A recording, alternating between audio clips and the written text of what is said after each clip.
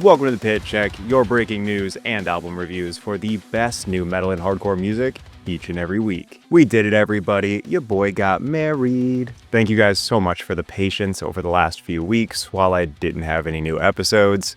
Obviously, I was busy. And also, obviously, while I was gone, we had some new albums from Terror and At the Gates and like a ton of other bands. But we're not talking about them today. If it came out before May 1st, it's too late. We gotta move forward. We can't dwell on the past. There's just honestly too many sick bands this week that I don't want to miss. So without too much yapping from me up top, if you like hardcore, if you like death metal, if you like new metalcore, we've got it all and so much more. So let's get right into my recommendations for this week's craziest new albums.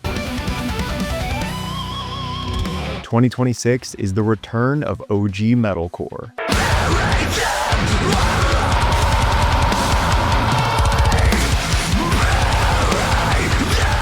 After 11 long years, the metalcore band Haste have finally released a new full-length album titled Dissenter.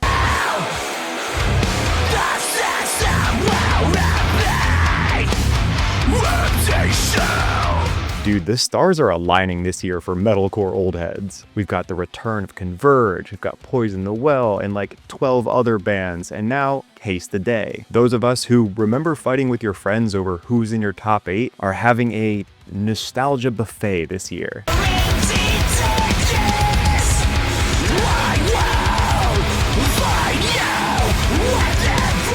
Given I am one of the aforementioned old heads, I love this shit. I am so happy to have Haste back, and most importantly, I love that this isn't a cheap nostalgia grab or just trying to rewrite their old songs, nor is it a vast departure from their core sound. Instead, they perfectly thread the needle of showcasing exactly why they've achieved such a cult status, while still being a natural maturation of their sound, both tonally and in the very, very good songwriting.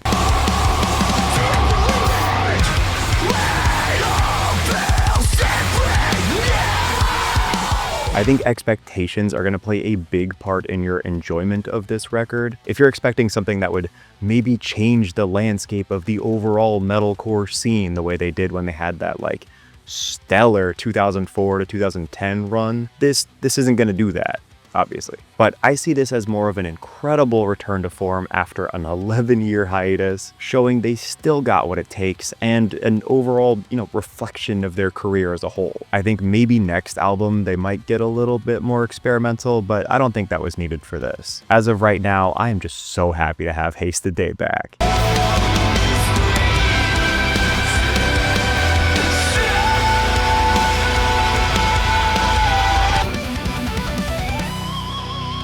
Want to hear 6.5 minutes of world peace?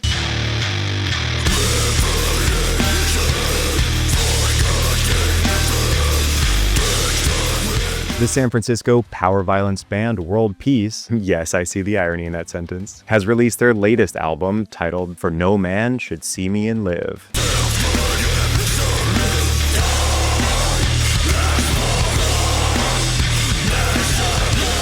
This band was made for me, like literally. This hole was made for me. Fans of this channel will know that I always complain that there is not enough bass in modern hardcore. And this band was like, oh, okay, so how about 0 guitar and 2 basses? That enough bass for you?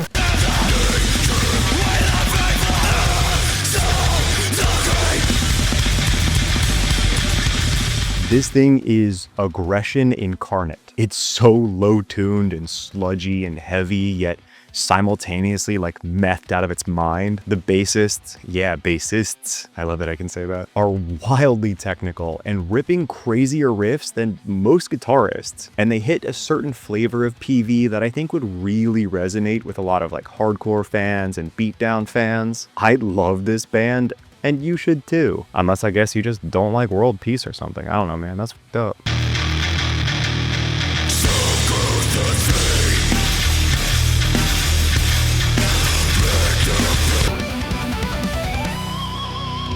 Ohio hardcore is disgusting.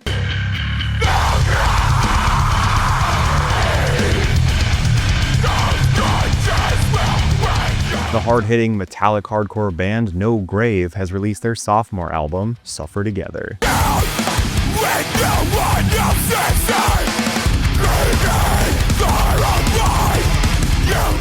Man, the amount of talent involved with this project is insane. Firstly, you've got the legend himself, Rich Thurston, who has played like every instrument in so many formative bands, like Terror and Blood Has Been Shed and Culture and Timescape Zero and so many more. And you've also got Aaron Russell, who also does the vocals for Cast Down, which is a wildly underrated band as well. It's also mixed by Taylor Young, who did God's Hate and Internal Bleeding. And it's mastered by Brad Boatwright, who did Obituary and Creeping Death. And last but not least, the album ends on a feature from Pete Morsey of 100 Demons. So yeah, they got some good people working on this.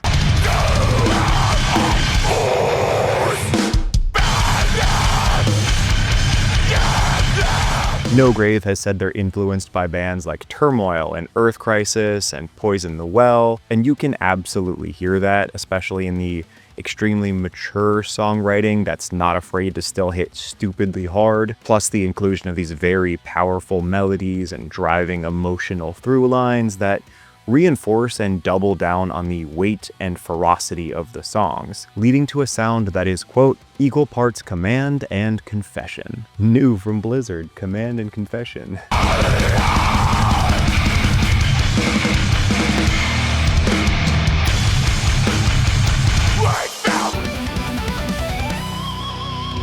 Speaking of cage fight, did you know in 1998 The Undertaker threw Mankind off Hell in a Cell and plummeted 16 feet through an...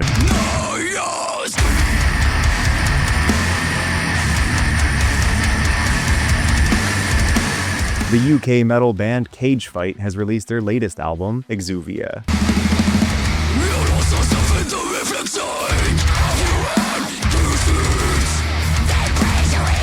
I actually really dig their crossover sound, blending this like melodic death metal and some hardcore and thrash elements, especially in the guitar work. I really like these up-tempo chuggy riffs and melodies, which adds a lot of like texture and grit to these songs, like running on a treadmill made of sandpaper, but with some really sick proggy and groovy patterns, which make a ton of sense given that one of the guitarists is James Monteith of Tesseract.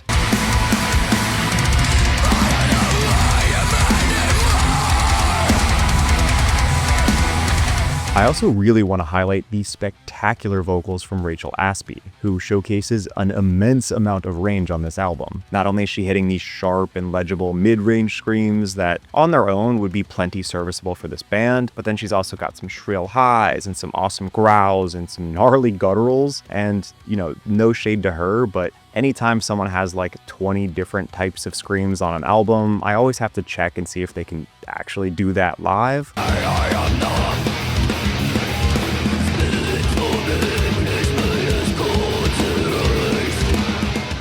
And yeah, she's got it.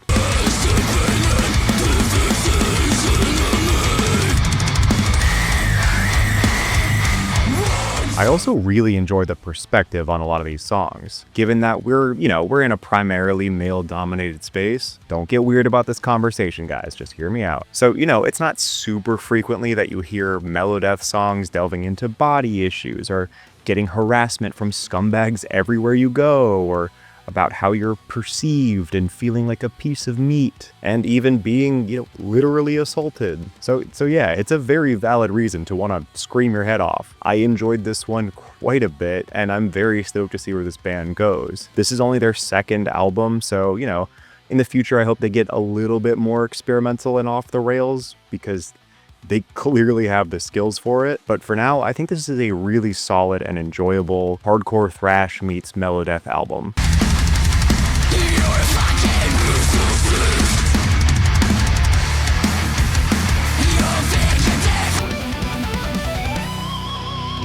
Now that's what I call Myspace Deathcore.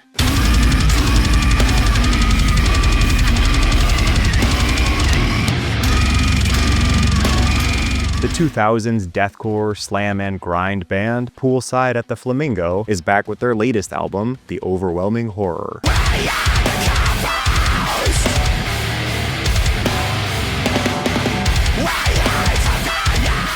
God, I love this shit. This is the perfect blend of brutality and skill. You want mind-bending riffs? We got you. You want breakdowns and slams that'll lower your IQ? We got you.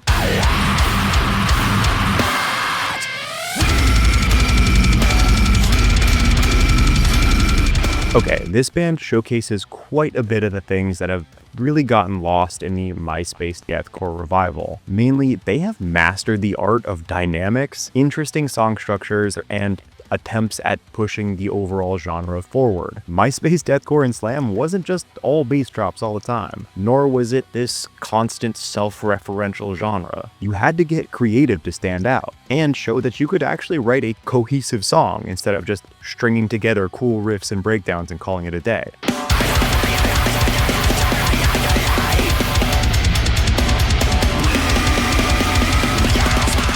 Long story short, this band does all of these things in spades and does so in a way that could only have been achieved by being there themselves. This isn't some time capsule of a genre, this is the next evolution of it. I hope this release gets a metric fuck ton of attention because this is the type of required reading that I hope influences the younger generation.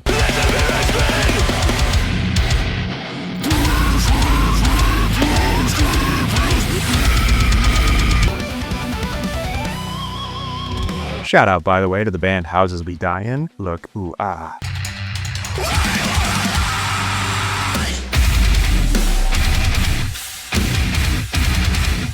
Very cool of them to send me this shirt. Really sick band. Loved their newest EP. It's a great mix of mathcore and like 2000s deathcore and metalcore. And I've heard they rip live, so I'm dying for them to come to New York City like ASAP.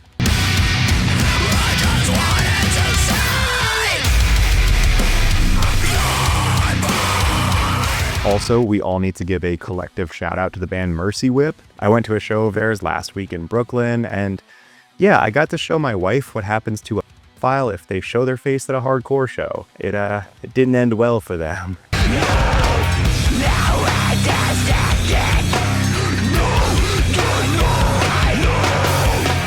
And yeah, if you're enjoying the show, by the way, make sure to subscribe, leave a comment, share it with your friends. Your support genuinely means the world to me, and this little community we've built together is so fucking incredible, and with your help, we can take this thing worldwide. Let's get some more people in here. Let's squad up. Thanks again, and, let's get back to the music.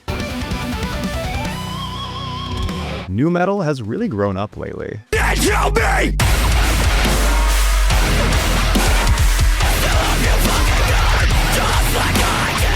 The Illinois-based Numetalcore band Victims has released their latest EP, Pain Processing 2.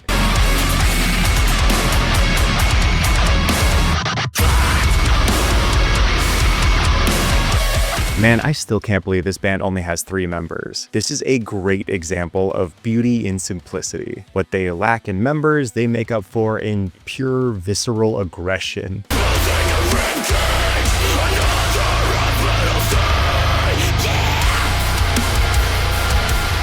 And yeah, it's not just the music itself that is absolutely rabid. The lyrics are equally devastating, with the band themselves posting along with the album release, quote, "This EP highlights the aggressive nature of what it feels like to lose everything with no sight of improvement. Grieving over a life you once had. Hurt always teaches a lesson, one you don't understand at the moment you experience it, but in time you learn to work through your anger and find yourself at a point of growth. Forgive yourself for what you didn't know, and forgive other people that might have disappointed you, because without them, you don't become a version of yourself that's stronger than who you used to be. Love is not always enough to survive on, and that's okay. I hope you find something from these songs. We are simply just getting started."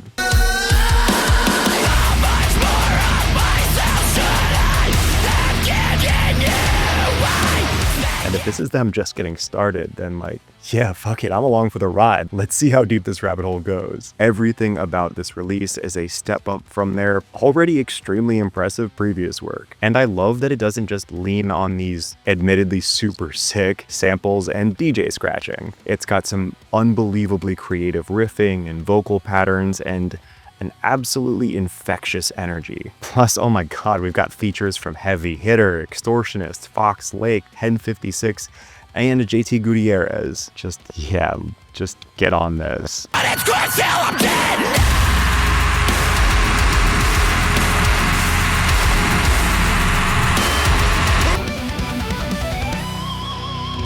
Hey. Is it bad?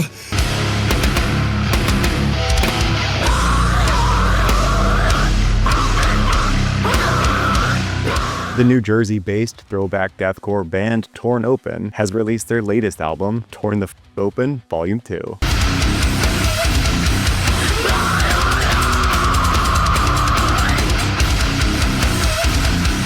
Bro, yes. This is what I want to hear from this new wave of Myspace deathcore and slam. This thing is every bit as technical as it is repulsive.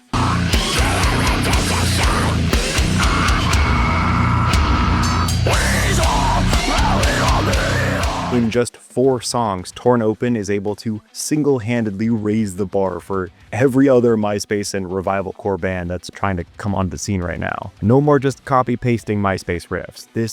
We're doing something different now. The guitars are riffing and shredding non-stop with a beautiful blend of these like classic old-school death metal riffs and slamming, grindy chaos. The vocalist has these like shrill high vocals that are somehow both abrasive yet clear and never really get on your nerves. Plus this drummer is a literal machine. And again, this songwriting here is just so clever and interesting and always keeps things fresh and engaging. I cannot wait for a full length from this band.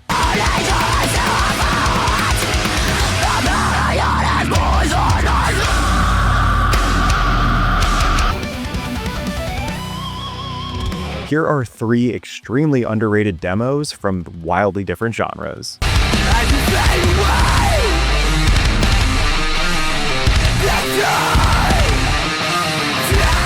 The 2000s screamo / post-hardcore / metalcore band September Is the Only Time I Don't Think of You. Okay guys, not to be a boomer, but the spacebar exists, you know that, right? Has released their latest EP, Scars Like Kimberly.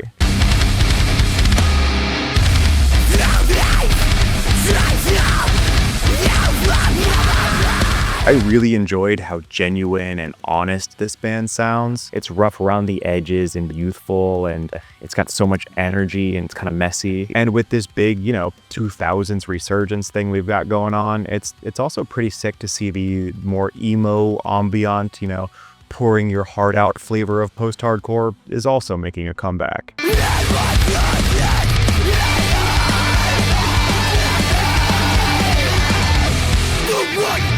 The relentlessly heavy deathcore and beatdown hardcore band Disarmer has released their latest EP, The Truth of Hate.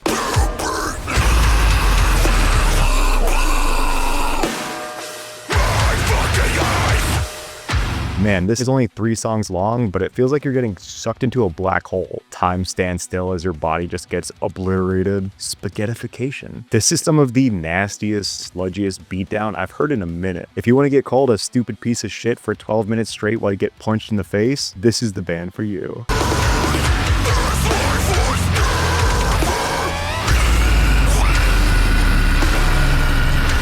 The German metal band Drown and Malice have released their EP, Amnesie and Hysterie.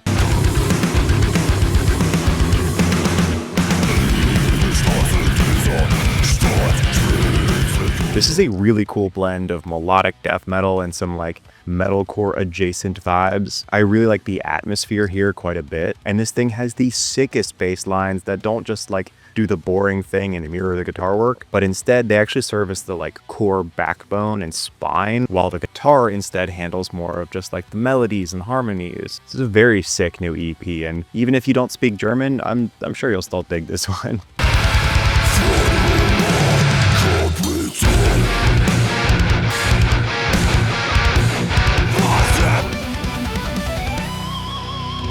Quick shout out, by the way, to Darko US.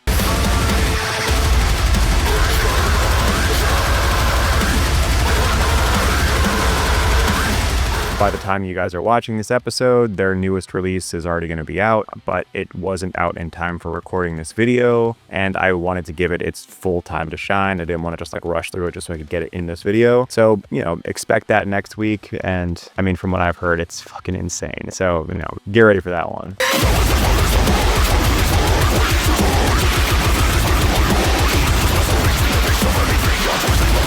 But also this week, check out Necropia for some awesome new death metal.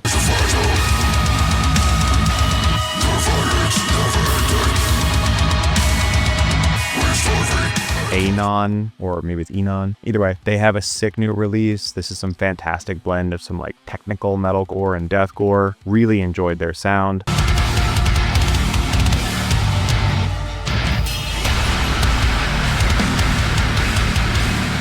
Silo has a solid new album if you want some fresh melodic hardcore vibes.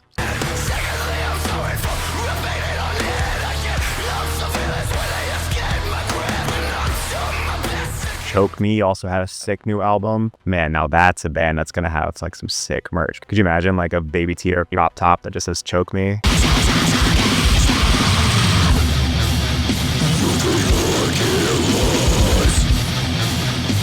Here's the full list. Definitely check out some of these other bands that we didn't get a chance to cover today. Again, you know, subscribe if you enjoyed the episode. And of course, DM me on any of my social channels if you want to recommend me an album, or if you have an album coming out and you want to send it to me like a couple weeks ahead of time so I have a chance to review it. Definitely please do that. Comment down below if there's anything I missed, anything you want to recommend to the people of the class, you know, please do that. And again, share the video, like it, comment, whatever it is. Just help the algorithm, let people know that this show is kind of good and people should watch it, maybe. I don't know. Anyway, have a good week, everybody. Thank you for giving me that time off with my wedding, and I'll catch you next week for more Pit Check.